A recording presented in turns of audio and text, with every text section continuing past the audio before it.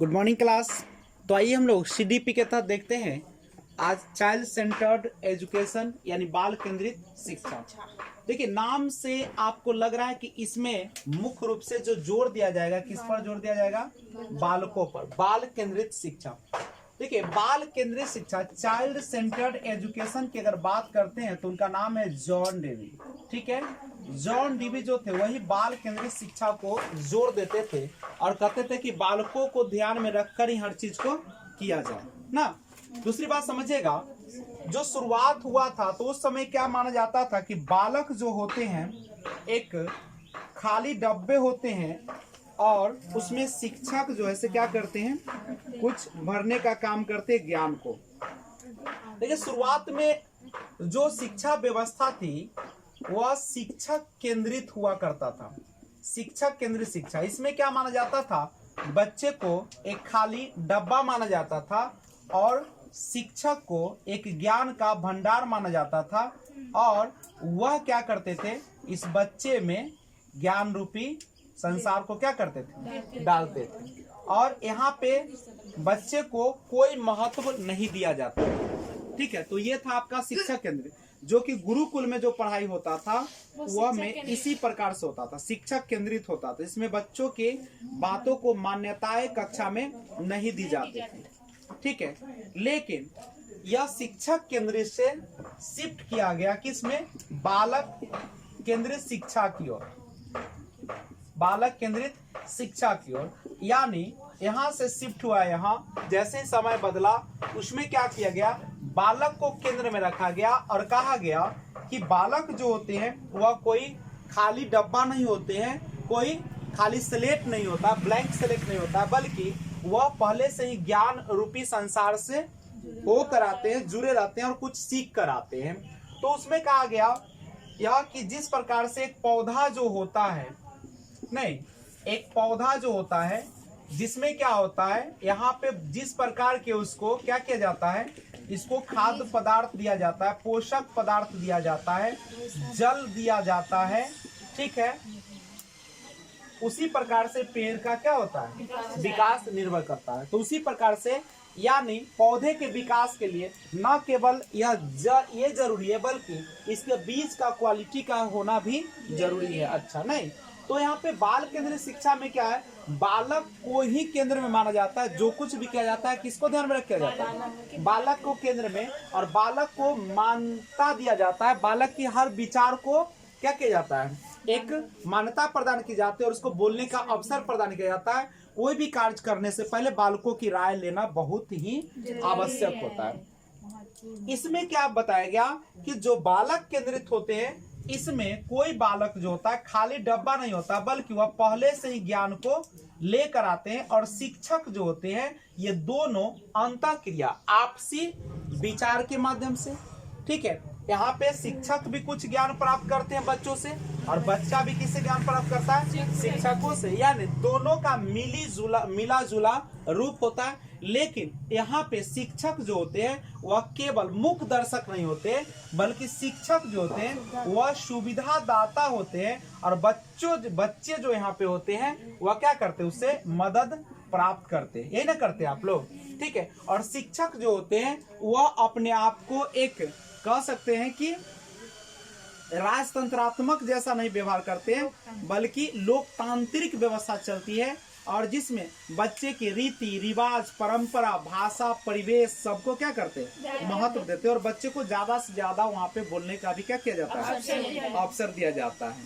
ठीक है, एक व्यक्ति थे मनोवैज्ञानिक जिसका नाम था जॉन लॉक। जॉन लॉक, देखिए जॉन लॉक कहते थे कि बच्चा जो होता है वह टेबुलर रासा होता है। टेबुलर रासा का मतलब ब्लैंक स्लेट होता है। ठीक है, जो कि कथन बिल्कुल ही क्या है, गलत है। कोई भी बच्चा ब्लैंक स्लेट नहीं होता है। यानी ध्यान दीजिएगा, बच्चे जो होते हैं टेबुलर रासा के रूप में होते हैं, ये कौन कहते थे, तो ये जॉन लॉक कहते थे। यानी इनका कहना था कि बच्चा जो होता है वह खाली वेसल होता है, खाली बर्तन होता है, ठीक है। वह सादा नहीं, कह सकते हैं कि खाली स्लेट होता है, ब्लैंक स्लेट होता है, जिसमें आप कुछ भी लिख सकते हैं, जैसा आप बनाएंगे वैसा ही बच्चा बनेगा। लेकिन ये बातें बिल्कुल क्या है, गलत है। बच्चा कोई भी जो होता है वह ब्लैंक स्लेट नहीं होता, वह घर से कुछ न कुछ ज्ञान को सीख कर आता है, ले कर आता है।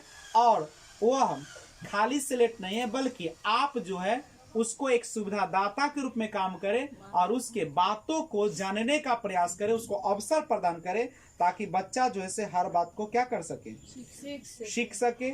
आप उसको कभी भी डांटेंगे नहीं, किसी भी प्रकार का मानसिक उत्प्रेरण नहीं करेंगे, और बच्चे के सामने समस्या तो आप हल नहीं करेंगे, बल्कि आप उसको एक विचार विमर्श और तर्क के माध्यम से ही कक्षा में क्या करेंगे, पूरा करने का एक मौका देंगे। यानी पहले जो था शिक्षा हुआ करता था शिक्षक केंद्रित, उसको अब किस में शिफ्ट कर दिया गया, बाल केंद्रित। ठीक है, पूछेगा कि शिक्षा को वर्तमान में किस रूप में कन्वर्ट कर दिया गया, तो वह कर दिया है शिक्षा केंद्रित में। आपने देखा शिक्षक होता था ज्ञान का भंडार और बच्चा खाली होता था और उसमें उसको ज्ञान को भरा जाता था। लेकिन इसको शिफ्ट किया गया और इसमें बताया कि नहीं, खाली स्लेट नहीं होता है, बल्कि बच्चे भी अपने ज्ञान का निर्माण खुद करते हैं, उसको अवसर दिया जाए, उसको आगे बढ़ने का मौका दिया जाए और उसके सामने ऐसी परिस्थिति उत्पन्न की जाए ताकि बच्चा सृजनात्मकता, नए नए सोच को, नए नए चीजों को आगे बढ़ा सके।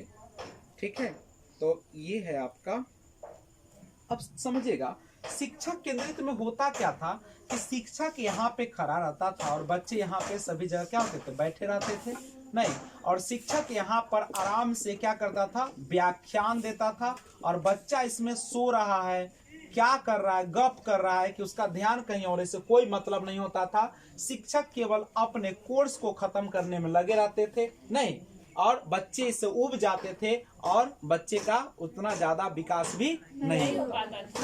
लेकिन जो बाल केंद्रित शिक्षा होता है उसमें क्या होता है कि ये सारे बच्चे हैं आपके नहीं, ये सब बच्चे हैं आपके, और शिक्षक जो है से क्या करते हैं इसमें, कहीं ये शिक्षक है आपके सबों के बीच में जा जा कर घूम घूम कर वो क्या करते हैं, वो देखते हैं कि बच्चों का विकास सही ढंग से हो रहा है कि नहीं, उसकी सोच क्या है, बच्चे किस प्रकार से ज्ञान को प्राप्त करते हैं, कैसे तर्क करते हैं। तो ये था आपका। ठीक है, यानी एनसीएफ 2005 कहता है, एनसीएफ 2005 के अनुसार शिक्षक जो होते हैं किस रूप में देखा गया, शिक्षक को facilitator, teacher as a facilitator, teacher as a facilitator, यानी देखा गया शिक्षक को किस रूप में देखा गया, सुविधादाता के रूप में, सुविधादाता के रूप में शिक्षक, यानी शिक्षक को सुविधादाता, आप सुविधा प्रदान कीजिए, आप बच्चे को हस्तक्षेप मत कीजिए, आप बच्चे को परेशानियों को दूर मत कीजिए, बल्कि उसको खुद से समस्या को दूर करने का एक क्या दीजिए, और इसी को कहा जाता है सृजनात्मकता। क्या कहा जाता है, बच्चे को किसका विचार है, सृजनात्मकता का, कि बच्चों के सामने शिक्षक को सुविधादाता और बच्चे के सामने ऐसी परिस्थिति उत्पन्न की जाए ताकि बच्चा नए नए विचारों को, नए नए चीजों को आपके सामने पेश करे और सृजनात्मकता को क्या दे, बढ़ावा दे। उसके बाद है, हटा दे इसको, लिखना तो लिख सकते हैं इसको। ध्यान दीजिएगा, बाल केंद्रित शिक्षा जो होता है उसमें जो होते हैं बच्चे जो होते हैं वह क्या होते हैं, बच्चे जिज्ञासु होते हैं। बच्चे कैसे होते हैं, जिज्ञासु होते हैं, सृजनात्मक होते हैं, तथा सीखने की सहज क्या होती है, सहज क्षमता होती है। याद रखिएगा, बाल केंद्रित जो शिक्षा होता है उसमें बच्चे कैसा होता है, जिज्ञासु, जानने के लिए, कुछ सीखने के लिए उत्सुक रहते हैं, सृजनात्मक, नए नए चीजों पर शोध करते रहते हैं, और सीखने की सहज क्षमता होती है। सहज मतलब समझते हैं, सहज का मतलब होता है जो अंदर से प्रेरित रहते हैं। ठीक है, वह गुण पाया ही जाता है, यानी वह टाइम पास करना नहीं सीखता है, बल्कि जीवन में क्या सीखता है, आगे बढ़ना सीखता है। ठीक है, और जो बाल केंद्रित शिक्षा होती है वह इसमें क्या होता है, तो बच्चे के, ध्यान रखिएगा, बच्चे के वर्तमान जीवन और अनुभव पर केंद्रित होता है। याद रखिएगा, पूछेगा बाल केंद्रित शिक्षा जो होता है वह क्या होता है, तो वह बच्चे के वर्तमान जीवन समझ रहे हैं ना, जो अभी और उसका अनुभव पर केंद्रित होता है। मतलब जब भी आप कोई भी पाठ पढ़ाते हैं, कक्षा में जाते हैं, तो सबसे पहले हम उसके वर्तमान जीवन को देखते हैं, उसके अनुभव को देखते हैं, और तब हम लोग क्या करते हैं, शिक्षा देने का काम करते हैं। ठीक है, और एक चीज और देखिएगा, इसमें जो होते हैं केंद्र में किसको रखा जाता है, बच्चे को। केंद्र में बच्चे को रखा जाता है, बच्चे को रखा जाता है। यानी इस प्रकार के शिक्षा में बच्चा ही सब कुछ है, बच्चा नहीं तो कुछ भी नहीं। ठीक है, हर चीज किस पर आधारित होता है, बच्चे पर आधारित होता है। बच्चे का जहां भी थोड़ा भी इग्नोर करते हैं, इसका मतलब है कि आप एक अत्याचार कर रहे हैं। बच्चे कितना भी गलती कर ले, लेकिन बच्चे को क्या करना है, आपको इज्जत करना है, उसको जानने का प्रयास करना है कि बच्चा आपके साथ ऐसा व्यवहार क्यों करता है। जैसे अगर मैं आप लोगों को क्वेश्चन पढ़ाता हूं और क्वेश्चन पढ़ाते पढ़ाते आपको थ्योरी नहीं पढ़ाता, तो आप लोग कैसे सोचते हैं कि नहीं आज नहीं हुआ, ये नहीं हुआ, वो नहीं हुआ। आपके विचार देखते हैं क्या मन में क्या है, तब हम सोचते हैं कि कहीं ना कहीं हम में क्या रह गई, कमी है, तो हम उसको कमी को पूरा करते हैं। ना कि बच्चा को एकदम झाड़ना शुरू कर, चुपे पड़ मत जो, ठीक है। तो बच्चे में कभी गलतियां नहीं होती, बच्चे कभी भी क्या होता है, किसी प्रकार की कमी नहीं होती है। बच्चे को हमेशा देखना है कि बच्चा अगर ऐसा व्यवहार करता है तो क्यों करता है। बच्चे की कमी को हम लोग जानते हैं और उसको दूर करने का प्रयास करते हैं। उसके बाद एक बात और समझिएगा, बच्चे को क्या करना चाहिए, उनके कौशल को, बच्चे कौशल समझते हैं ना, कौशल का मतलब होता है जो नए नए स्किल है, नए नया जो सीखते हैं, नहीं तो उनके कौशल को बढ़ाने का क्या करना चाहिए, अवसर प्रदान करना चाहिए। ठीक है, अवसर प्रदान करना चाहिए। ये चीज याद रखिएगा कि बच्चे को हमेशा उसका जो कौशल, उसके अंदर जो निहित क्षमता है, उसको बढ़ाने का हम लोग को अवसर देना चाहिए। करेक्ट। उसके बाद बच्चे के पसंद को, बच्चे के रुचि को क्या करना है, बच्चे के रुचि को सहारा देना है, सपोर्ट करना है। यानी बच्चे के रुचि को भी ध्यान रखना है। ऐसा ना कि बच्चे को रुचि हिंदी पढ़ने में नहीं है और आप जबरदस्ती उसको हिंदी पढ़ाए जा रहे हैं। बच्चे को खेलने का मन कर रहा है और आप उसको क्या कर रहे हैं, आप उसको रटवा रहे हैं बैठ के, तो ये नहीं होना चाहिए। उसके बाद प्रत्येक बच्चे जो होते हैं, प्रत्येक बच्चे की व्यक्तिगत पहचान होती है। व्यक्तिगत पहचान मतलब समझते हैं, हर बच्चे के पास कुछ ना कुछ क्या होता है, गुण होता है। ठीक है, और इसके लिए हम लोग को विभिन्न प्रकार के अलग अलग प्रकार से उसको क्या करना चाहिए, निर्देश देना चाहिए।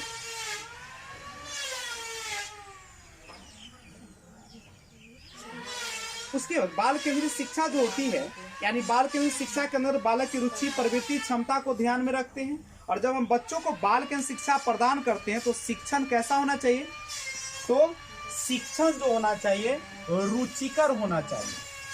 शिक्षण कैसा होना चाहिए, रुचिकर होना चाहिए, बच्चे के रुचि के अनुसार होना चाहिए, बच्चे के पसंद के अनुसार होना चाहिए।